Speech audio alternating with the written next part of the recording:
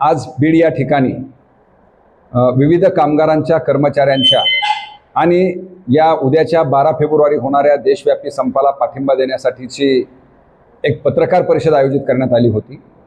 यामध्ये प्रामुख्यानं सीटू, आयटक, MSMR आणि वीज तांत्रिक कामगार संघटना, शेतमजूर युनियन, किसान सभेचे सर्व पदाधिकारी उपस्थित होती।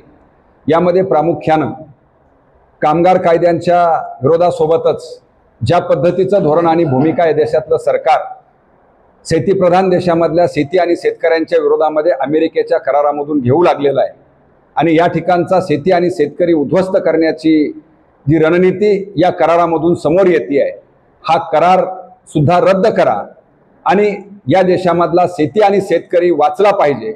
यासाठीच्या उद्याच्या संपामध्ये या कामगारांच्या, शेतमजुरांच्या सोबतच शेतकऱ्यांनी सुद्धा बीड जिल्ह्यामध्ये होणाऱ्या वेगवेगळ्या ठिकाणच्या या आंदोलनामध्ये मोठ्या संख्येने सहभागी व्हावा, अशा प्रकारचं आव्हान किसान सभेच्या वतीनं सर्वांना करण्यात येत आहे। धन्यवाद।